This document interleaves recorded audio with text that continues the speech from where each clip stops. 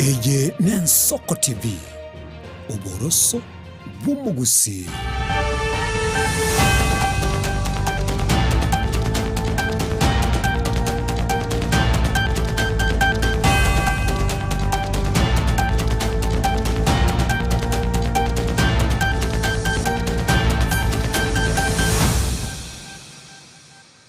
Mwanchu muriria Wensoko TV ngo kwan kurandonsi asore asomo gorobobo na seri tukerigaria gatatu mutienyu yego gatano na kabere nukugena kwane buna kwagendero bya aseri tukorigimana boy gonongendera tukubwati merobire onsi kuro 12 cheke mambi kwekerbodi gachergeri chinsa 10 ngakyuka nyorama ya asenchira yo bwenge buna berga kwarganiwa erikwere 19 kwe manyore alia agendere to korekanase omogoroba obono tusange asobwa amwetera senchira yo mutandao gwekerera sensemeria YouTube Ensoko TV Eliane Ishmael Mogere.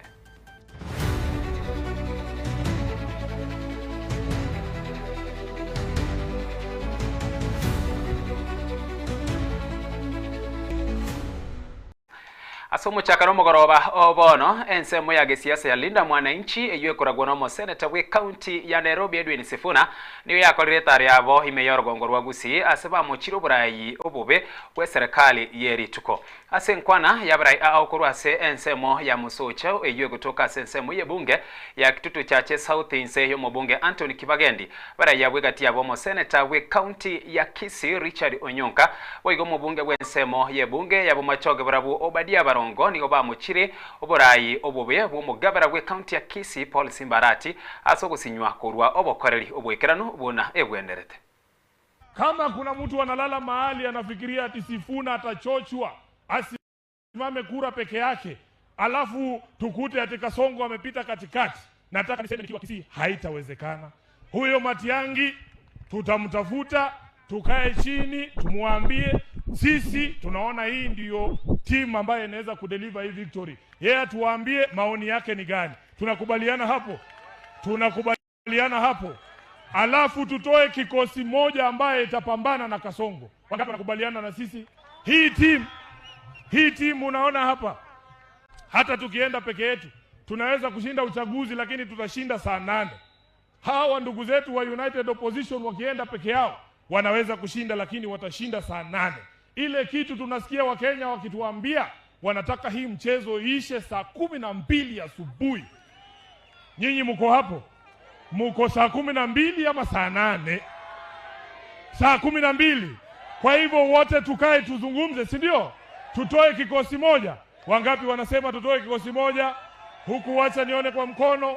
Simbo mwana warati watumbia watu gane nyoro nechinsara bambwa chero liane esenye nchona tebete kwa veiro mwedia loko ibakirege itokorwe county. My position remains I know mwepi nane tiliko ila malega mwabugama na korigia nane aninche itego korusia Nintego Korusia, Mama Teresia Mama Mori, Mama Teresia Mama Mori, Jaya no teme waso tema, ora le musinande mbobe. Abantu baminto, Gavana Simbarati, kwa sababu ameshindwa kutuongoza kama wabunge wa Kisii na hana uwezo wa kutuongoza. Sasa ile mbinu ambayo amebakisha ni ya kuleta magunzi watupige vita.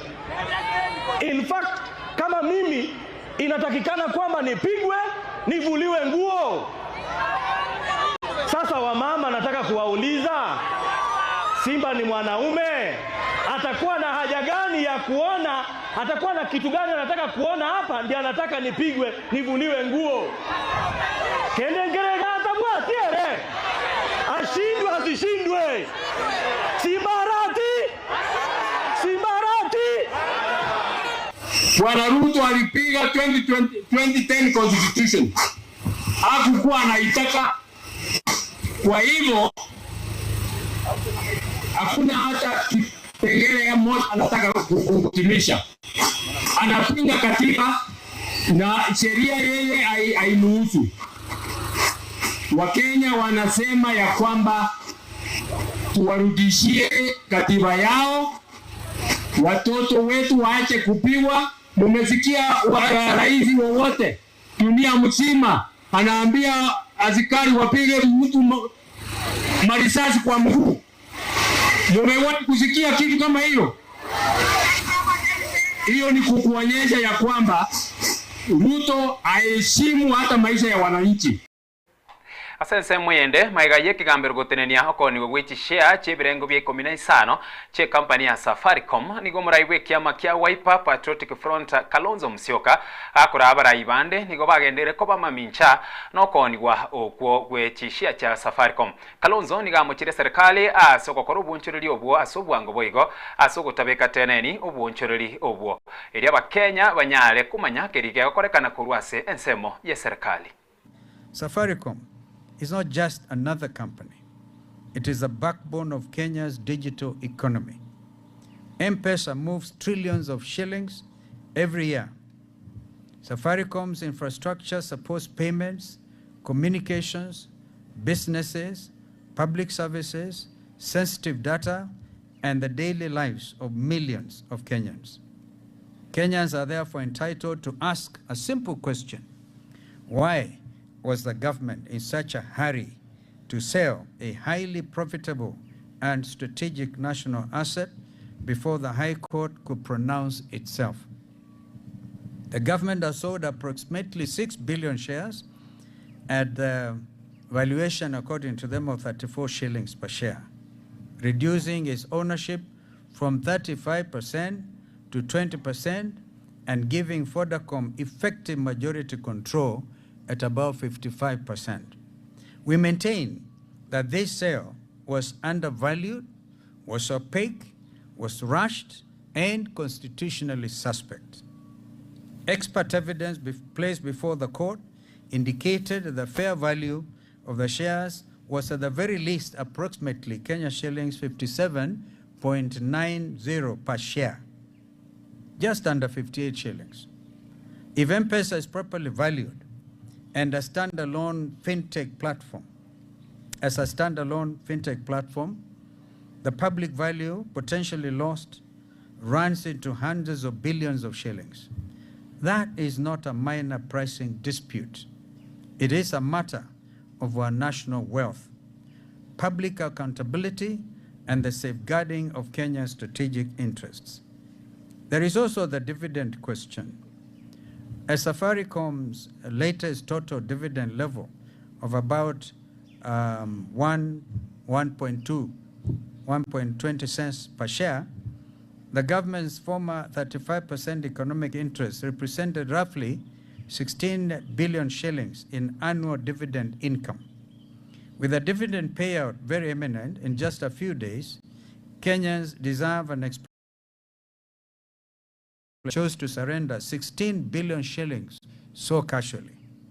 Why not wait a few days for the dividend? Why not wait for the High Court ruling? Why the haste?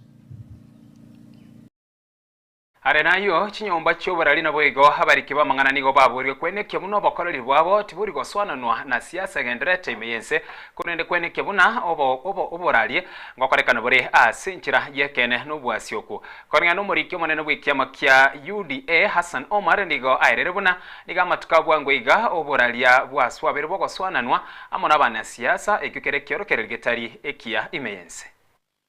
It's worth noting that journalists have a professional an ethical duty to publish verified, accurate, and balanced information. They should distinguish clearly between facts, opinions, and speculation, rumors, and should refrain from publishing insinuations and innuendos that are not supported by credible evidence and intended to inculcate anxiety and public pandemonium.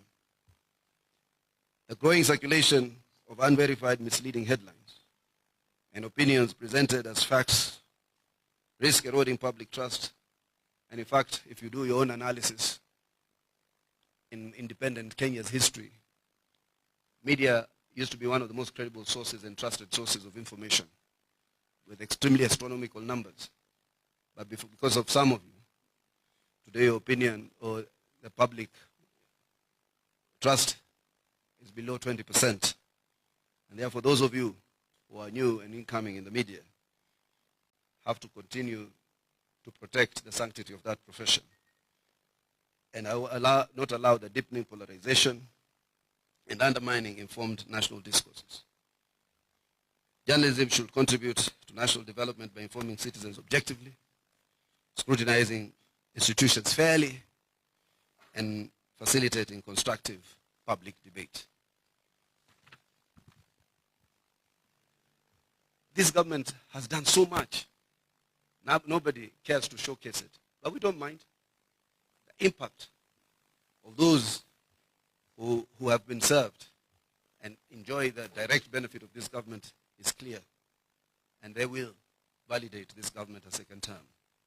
The erosion of professional ethics and intellectual integrity that has always been associated with journalism has diminished the credibility of journalism in some media houses and some journalists, and undermined public confidence in the media as an institution. The profession has failed to guard itself, and we have asked several other journalists. Remember, this profession was revered of the days of Professor Hilary Ngweno and others, to raise above these unprofessional practices and place ratings, personal vendetta, political narratives, or commercial interest above rigorous fact-checking and responsible reporting, thus superintending a den of quacks.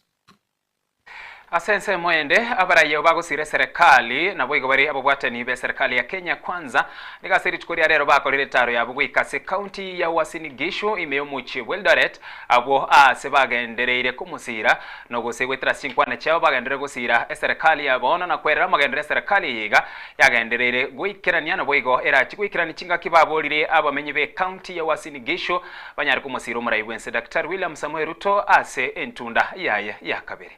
We must be proud to be Kenyans. We must be each other's keeper. Lazima tujue mtu yeyote ambaye anapiga siasa ya kupagua Wakenya kwa njia ya kikabila, kusungumuza mambo ya shares, kusungumuza mambo ya vitu vidogo vidogo, huyo ndio adui ya Wakenya. Tunataka Kenya ambayo kila mtu, hata ukiwa Elmolo, our smallest community of 500 people, lazima akuje kwa mesa ya Kenya, akae hapo akajivunia kuwa Mkenya. Ukiangalia maneno ya soko, William Ruto amefanya. Maneno ya reli inakuja hapa. Maneno ya ukulima, ametusaidia sekta ya mbolea. Maneno ya afya, yeye ametuletea SHA. Huyu William Ruto sisi tutampatia second term kwa sababu ya ile kazi yake na sio kwa sababu ya sura ama mahali anatoka. Huyu William Ruto kule Kisii sisi tunasema tutampatia 2 term kwa sababu ile Kisii ilikuwa imewachwa nyuma. Huyu Mutusi amesema yule wao William Ruto ndo amemwekea barabara. Hata yule wetu William Ruto ndo amemwekea barabara vile tunaongea saa hizi. Alikuwa waziri, amekuwa kila kitu, yeye ndo alikuwa kama naibu wa waziri wakati ule, lakini barabara hakupeleka kwake. Mtu ameletea yeye barabara ni huyu William Ruto, na sisi William Ruto tutampatia 2 term kwa sababu ya hiyo kazi nzuri ambaye yeye amefanya. Tuko hapa na Papa wa Roma, tuko hapa na kina Chariot, tuko hapa na Kimani. Yule wa Munyoro jamaa, hamjaona kama amechukua sabbatical leave? Kwa nini achukue sabbatical leave ya siku 45? Ameona joto la Ruto hawezi. Ruto ni mnoma si mnoma, ni fire si samba. Ameshuta mpaka mwisho, anasema nipatieni sabbatical leave siku 45 niende nikae nipange. Upange nini wewe? Na wewe ulisema unakuja kiwanja, mutanyamba, mutaruka kwa kiwanja, but the striker Eldoret oye! Our striker 2027 watacheza mpira wale, watavunjika miguu, watatolewa wengine na red card na yellow card, but at the end the person who is going to strike for 2027 is none other than Daktari William Samoei Ruto. Hase ense moyende abarai kurwase egesa kukiama nabo igo kurwase county ya Narok nigo richkuria rero bakorire taro guika ase ensemo ya Wamnyoro abwase mumerane no muraiwe kiama kya DCP Rigathi Gachagua ase chinkwara chabo nigo engana ibwatikire nendemero nigo yanyorire ribaga linene abwase korengana na Rigathi Gachagua airero buna ekerara chikonyora ribaga lyo kwa muraiwe ense gochakira umwaka gocha nigara chikwenekia buna banyorire obwene bwabo na mono ase ensemo yendemero abwo ase babere bakonelirwa aseka egetambe. Hii jamii ya Maa imechezewa for far too long na hatuwezi kubali. Ukienda pale Masai Bara,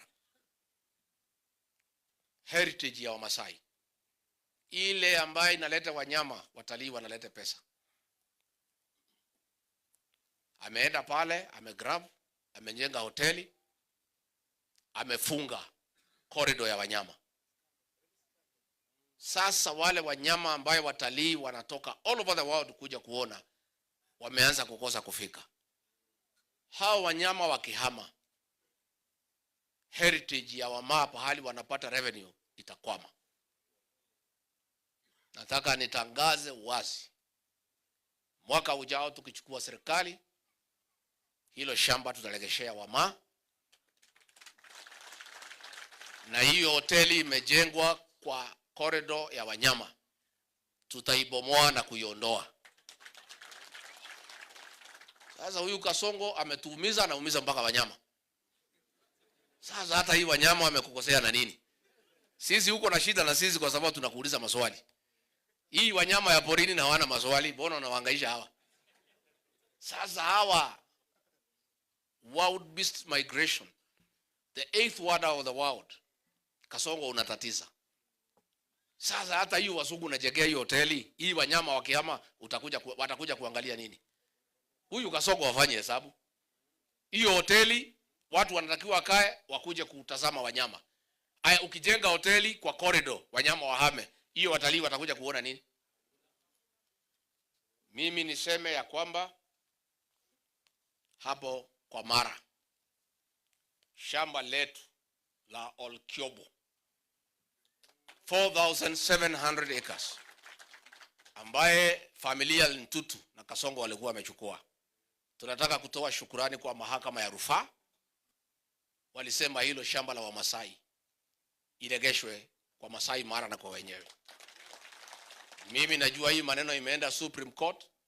Nina matumaini ya kwamba koti letu la juu la Supreme Court itatenda haki kwa Wamasai,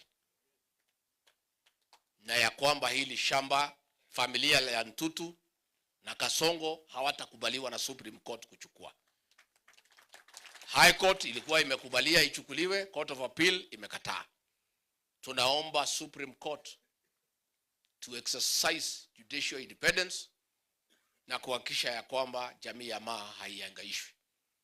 Nimano soko choren soko TV boroso mugusina boyo kubwatia mo ya senchira yo wekera no asomo goroba obona na wekera bono tuwikira omwerio bwa mo ya senchira yo wengense ya moneti sisato Clinton ondige na choko ya retera senchira yo wekera no unabasaki baito bagendera ko yarigania ase omogoroba obona wekeri yankyo Eliane Ishmael Mogere.